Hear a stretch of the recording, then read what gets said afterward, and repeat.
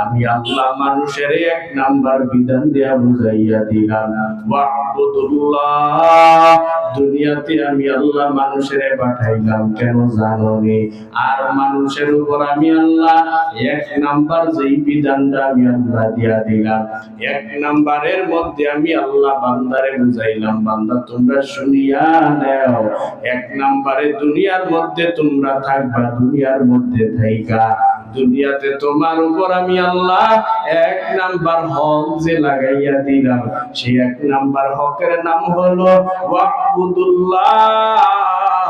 এক নাম্বারে বান্দা দুনিয়াতে থাইকা তুমি গোলামি করবা, ইবাদত করবা আমি আল্লাহ। কার? সবাই বলেন ওয়াবুদুল্লাহ। এক নম্বরে আমি আল্লাহর ইবাদত। ও বান্দা ভালো করে শুনিয়া নাও, আমি আল্লাহ এক নম্বরে তোমার উপর আমি আল্লাহ হক লাগাইয়া দিলাম। বান্দা দুনিয়াতে থেকে আমি আল্লাহর ইবাদত করবা, আমি আল্লাহর ইবাদত করবা। কেমনে করবা? ওরে বান্দা আমি আল্লাহ তোমাদেরকে দুনিয়াতে পাঠাইছি কেন জানোনি? আমি আল্লাহর ইবাদত করার জন্য। অপর আয়াতের মধ্যে আল্লাহ জানাইয়া দেয়, আমি আল্লাহ মানুষকে এবং জিনকে সৃষ্টি করলাম আমি আল্লাহর ইবাদত করার জন্য। ওয়ামা খালাকুতুল জিন্না ওয়াল ইনসা ইল্লা লিয়াবুদুন।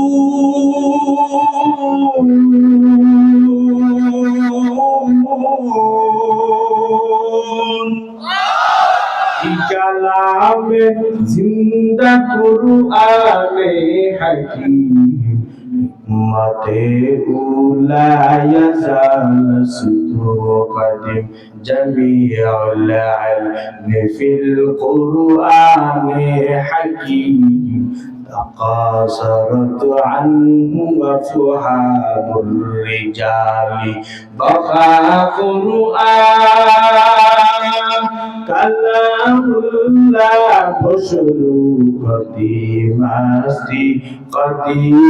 أستي দয়ালু।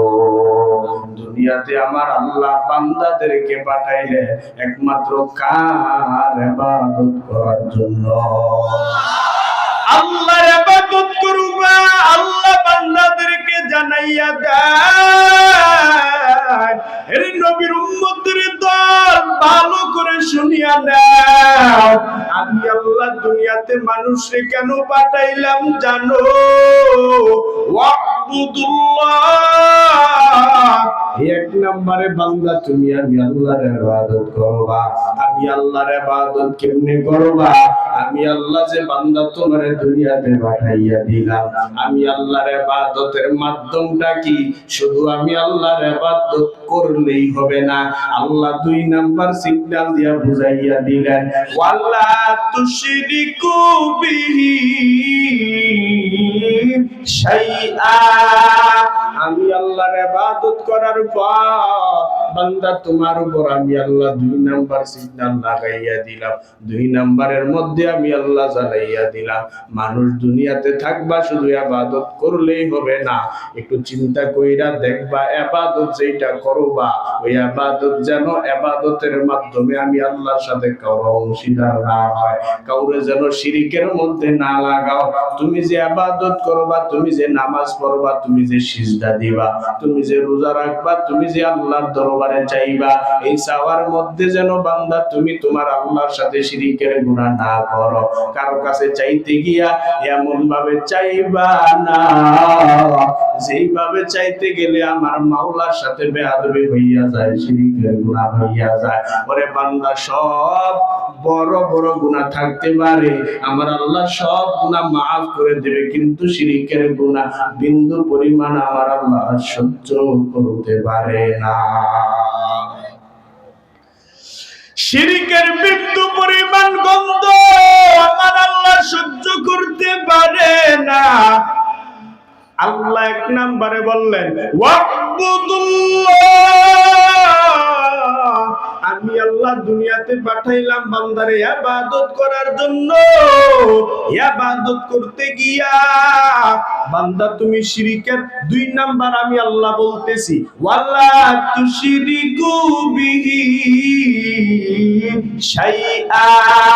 আমি আল্লাহর ইবাদত করার পরে বান্দা 2 নম্বরে আমি আল্লাহ জানাইয়া দিলাম, আমি আল্লাহর ইবাদত করতে গিয়া বান্দা শিরকের বিন্দু পরিমাণ গন্ধ লাগানো যাবে না, কারণ আমি আল্লাহ শিরকের বিন্দু পরিমাণ গন্ধ সহ্য করতে পারি না।